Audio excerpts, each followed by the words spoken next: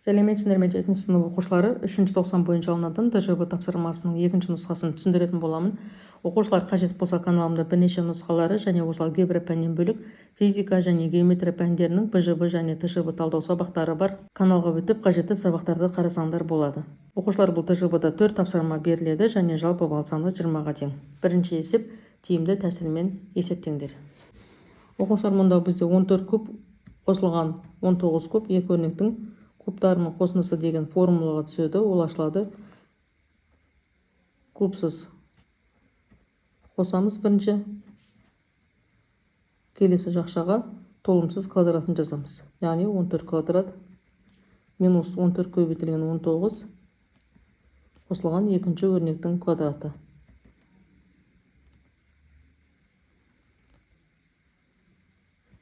Бөлеміз 33-ке. Азайтамыз 14 көбейтілген 19-ды. Мұнда екеуін қосатын болса 33 болады. Мұндағы 33 пен қысқарады, сонда бізде қалады 14 квадрат 14 көбейтілген 19 қосылған 19-дың квадраты азайтылған 14 көбейтілген 19.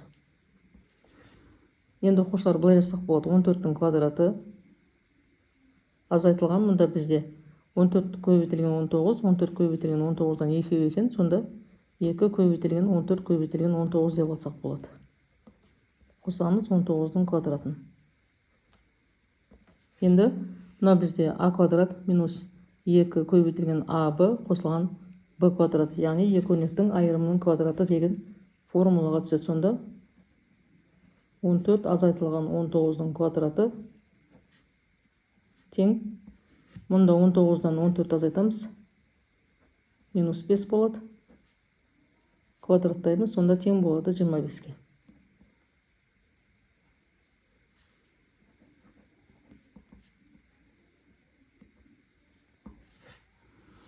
Келесі екінші есеп көп мүшені көбейткіштерге жіктеңдер. 3d-ның кубы қосылған 81. Екеуінің ішінде де 3 деген сан бар. Сонда бізде былай болады. d куб қосылған 27 болады.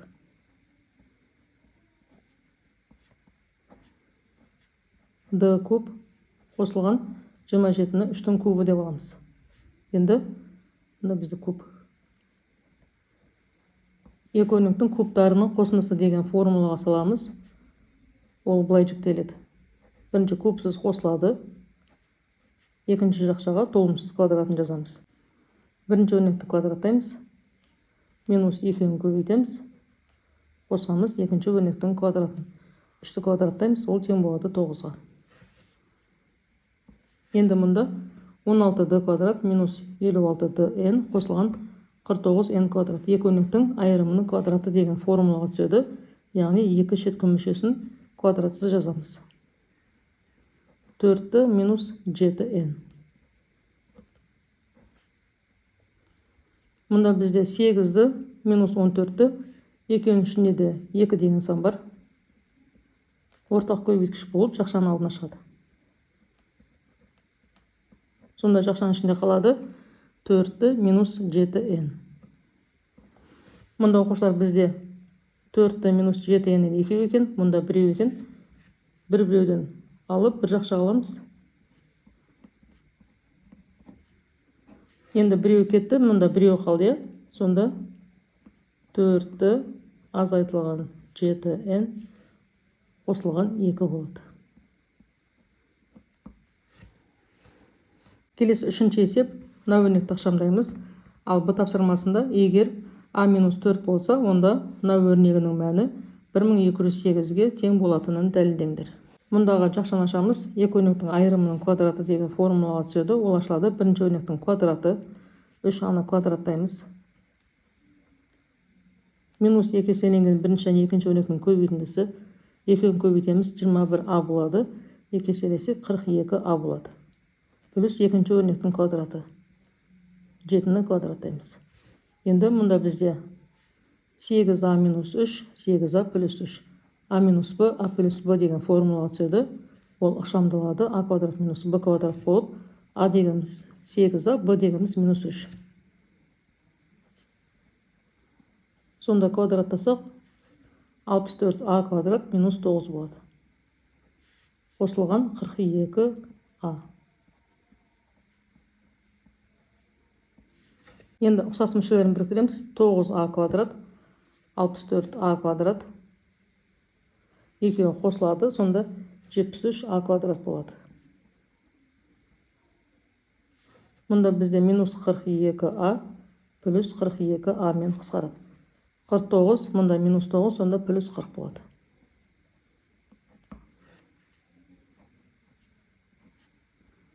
Енді келесі тапсырмасында а минус 4 болған кезде, мұнда бізде аның орнына минус 4 қойған кезде, мына өрнектің мәні 1208 болатынын дәлелдейміз.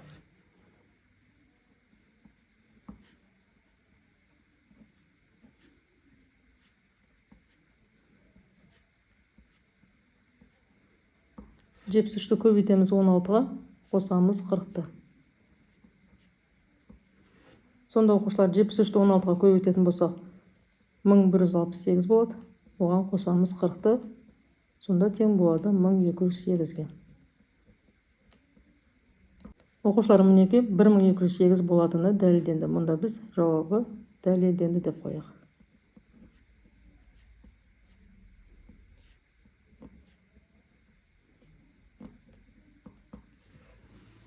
Соңғы тапсырмасы екі санның квадраттарының айырымы 64 және осы сандардың қосындысы 32-ге тең, берілген сандарды табыңдар.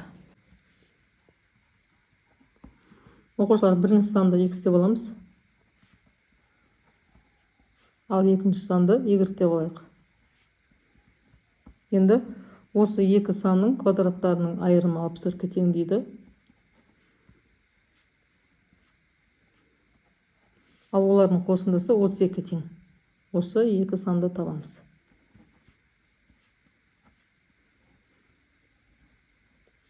Енді былай алсақ болады, а квадрат минус b квадрат деген формулаға түседі. Ол ашылады а минус b, а плюс b болып, сонда x минус y, x плюс y тең 64 деп алайық. Енді x қосылған y-тің орнына 32-ні қоямыз.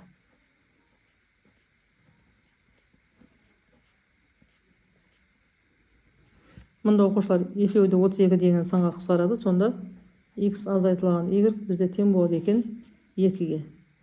Енді бізде x азайтылған y 2-ге тең болатын болса, x қосылған y тең 32-ге. Енді екеуін мүшелеп қосайық. x-ке x қосамыз 2x болады. Мұнда екеуі қысқарады, сонда тең болады 34-ге. Теңдіктің екі жағы да 2 деген санға қысқарады, сонда x тең болады 17-ге. X табылды, енді y-ті табу үшін мұнда мінеке қосындысы 32 болатын болса, 32-ден азайтамыз 17-ні. Сонда y тең болады екен 15-ге. Бірінші сан 17-ге тең, екінші сан 15-ге тең. Түсінбеген сұрақтарым болса, пікірге жазып қалдырсаңдар болады. Сау болыңдар.